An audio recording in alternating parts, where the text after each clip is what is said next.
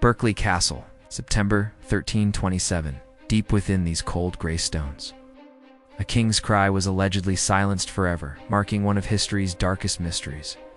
King Edward II, once the sovereign of England, now found himself a prisoner in a damp cell, far from the glory of his court.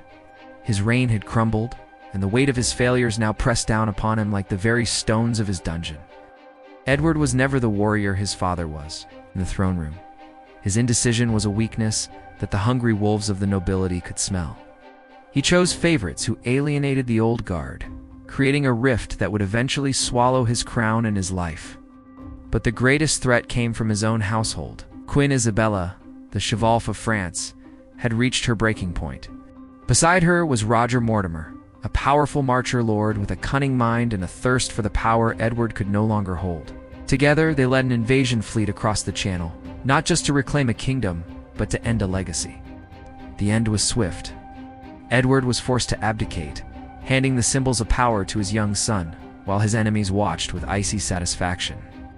He was led away in chains through the dark and damp stone corridors of Berkeley Castle, his final residence and his eventual tomb. By September 21st, 1327, the word was sent. The king was dead. The circumstances, however, were kept in the deepest shadows. His body was displayed to the public to prove he was gone, but the heavy shroud hid more than it revealed. They buried him in Gloucester with all the ceremony of a king, yet the air was thick with whispers of a far more violent end. The terrible legend soon took root. It was said his captors used a red-hot iron rod to kill him, leaving no external marks of foul play.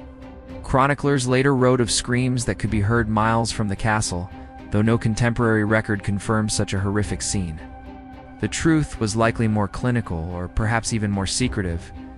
Some believe he wasn't murdered at all, but escaped into exile. Isabella and Mortimer knew that a living Edward was a rallying point for rebellion. For their new regime to survive, the king had to vanish. England was a tinderbox. Plots were everywhere, and the silence surrounding Berkeley Castle was a political necessity to maintain a fragile peace. The walls of Berkeley held their secrets tight. Letters were sealed, witnesses were silenced, and a narrative was crafted to protect the crown's future. Today, Berkeley Castle stands as a monument to that chilling September night, a place where history and myth are inseparable.